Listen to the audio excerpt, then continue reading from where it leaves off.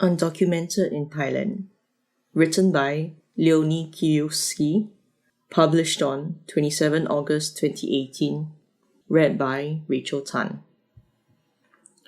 Over the past year, 20-year-old Malai has been living in constant fear. She moves from construction site to construction site in Naratif province, just north of the Thai capital Bangkok, as her assignments change. She came to the kingdom from a rural province in northwest Cambodia as a teenager with her family. I don't have a proper employer, no legitimate documents, and I don't know where I'll go next. I'm afraid I'll get deported, she says. Thailand passed a royal decree mid-2017 to impose hefty fines on undocumented workers and their employers, as well as brokers. While the proposed fines for workers initially ranged up to almost $3,000 and included 5 years imprisonment, this provision has been scrapped in an amendment. Instead, workers now face fines of up to $1,500 and their employers up to $3,000 per worker.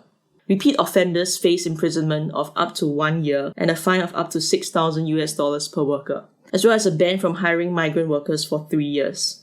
The law was initially set to be enforced at the end of July last year. Following protests over the heavy penalties and a proposed speed of implementation by migrant rights advocates and employers, the government granted a grace period until December and extended it until the end of June this year. During this grace period, undocumented migrants were expected to register with the authorities. It technically costs $100 to apply for a passport in Cambodia, but applicants often report having to pay more. Until this year, it was also only possible to apply for a passport in the capital, so Cambodians in rural provinces will have to find the means to travel to Phnom Penh. Although the government has said it will open new passport centres in other provinces, progress on this has been unclear thus far. Malai couldn't afford the lengthy and costly process to obtain a passport and migrated to Thailand undocumented when she was 10 years old. She's not alone. Rights groups estimate that about 750,000 undocumented Cambodian workers live in Thailand before the crackdown began in July.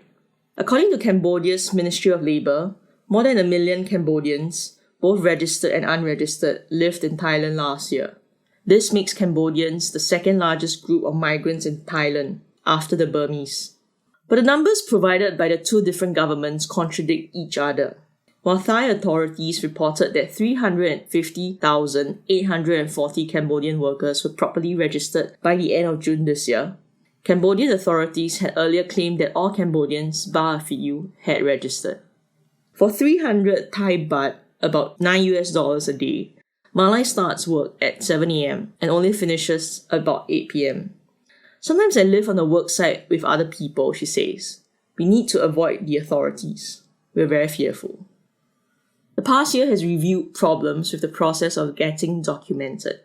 First, migrants without passports had to go to the Cambodian embassy to apply for passports in Thailand itself, an exception the Cambodian government made for this situation. Then, one would have to get Thai documents, but there were only a few centres at which you could register, requiring migrants to travel long distances. The centres were so overrun that some migrants, including children, told New Naratif that they had to sleep in the centres to wait their turn. Rights groups reported corruption in the foreign embassies and centres, making the process even more costly. As a result, thousands of Cambodians, Burmese, and Laotians chose to flee across the borders to return home, instead of remaining in Thailand at the risk of getting caught. Repatriation was not without difficulties. Migrants complained about being extorted by the authorities on both sides of the border. Not seeing any way to make a living in Cambodia, Malai has decided to stay in Thailand for now, despite the risks. She also doesn't see any way to get documented. I heard that I need to have a decent amount of money to obtain a passport, and I'm afraid that embassy officials will blame me, maybe deport me back to Cambodia, she says. I hope they won't arrest me. I will try to stay as long as I can. The fear of arrests has been a reality for many Cambodians over the past month. When the deadline to register expired, Thailand launched a crackdown on irregular migrants, deporting at least 1,000 Cambodians within a few days at the beginning of July. Marianne Bylander, a professor at Lewis and Clark College and an expert on migration in the Global South, says the new laws triggered unintended consequences. Others say that the main impact of the new law is that workers are paying exorbitant amounts of money to become legal, often taking on debts in order to do so, she tells New Naratif in an email. A conversation Bylander had with a Burmese worker illustrates this issue. The main impact of the new law is to reduce our savings, because every time we have to process a document, we have to pay. And the process changes frequently, so we pay frequently, he told her. Chonticha Thangworamongkon, a project manager at Human Rights and Development Foundation in Thailand, says costs associated with registering or even renewing documents means that many migrant workers borrow money from their employers. They then pay it off as they work. This can be conducive to debt bondage, a form of human trafficking, she points out. According to the United Nations Special Rapporteur on Contemporary Slavery, Omila Bula's 2016 report, debt bondage is one of the 4 practices similar to slavery, or forms of servitude addressed in the UN's Convention on the Abolition of Slavery, and can be classified as forced labor, or even slavery. Migrant workers often become trapped in situations of bondage by borrowing money at exorbitant interest rates to pay recruitment fees, or by taking an advance payment from intermediaries to secure work in the country of destination, she writes. Once migrants arrive in the country of destination, they are often forced to work in harsh conditions to pay back debt they have accrued. In Thailand, the report states, many migrant workers from Cambodia, Laos, and Myanmar were lured to work on fishing boats free of charge, and once they start working, are charged for the costs of recruitment and the travel expenses, with high interest rates. In an effort to curb human trafficking, the Thai government has not only launched a campaign against undocumented migrants, but also embarked on stricter law enforcement against traffickers over the past year. These moves have pushed its status in the US State Department's Trafficking in Persons 2018 report from Tier 2 watchlist up to Tier 2.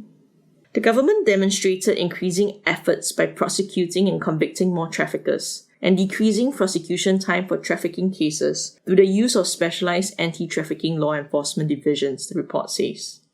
But while more traffickers were convicted in 2017, the report states that fewer victims have been identified in the same period. The government identified 445 victims of trafficking in 2017 versus 824 in 2016. For labor trafficking, the difference is even starker. 119 were reported last year, compared to 489 in 2016. This, the report writes, has raised concerns among NGOs and experts that victims were left vulnerable to penalization and re-trafficking. Tougher enforcement has not necessarily translated to better protection of victims. Another drawback of the new law, says Bylander, are that some clauses actually make migrants more vulnerable. In some cases, the law is also creating exactly what it seeks to eliminate, she says. She explains that the easiest way to finance passports and work visas is for employers to pay them first, then confiscate the workers' documents until the debt is paid. The practice of holding documents, she says, has increased significantly due to the new law. Chonticha says that although the confiscation of documents is illegal under the decree, the stricter law enforcement has pushed more employers to breach this provision.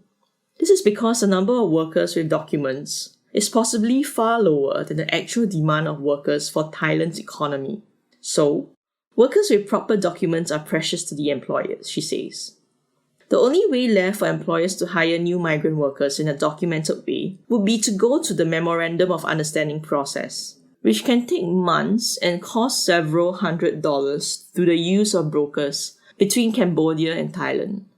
This increases the employer's fear of losing migrant workers, Chonticha says. Employers therefore rather confiscate documents and risk a fine than risk losing their employees and face a labour shortage. Moreover, the new law requires workers to register under specific employers and jobs, making them more vulnerable to deportation should they perform other work than indicated. And while the new law has put many hurdles in migrant workers' way over the past year, Bylander says it's not clear whether they've reaped any benefits. While we might assume that when migrants gain legal status, their wages would increase, I haven't seen any evidence that this is true. Some migrants, however, have been luckier. 30-year-old Cheng Chang has been working in a cake shop in Chonburi province since 2011. He's been successfully registered, obtaining his documents in April with his employer's help. Like Malai, he doesn't earn much, just 250 Thai baht per day, about $750 US. He says the cost of food and accommodation has increased over this past year, but at least it is still enough to pay off his family debts back home. And it's better than back in Cambodia's Kampong Cham, where he'd been a farmer. I didn't earn enough to survive, he says. It was very stressful. We did not eat enough. Although he hasn't been directly affected by the crackdown, he's seen its effects. My friends started leaving as soon as they heard of the rumor of a crackdown, he says. Some of my extended family was arrested while they were crossing the border to apply for documents in Cambodia. Now, they are traumatized. They have no interest to come back. Ling Len contributed reporting to this article.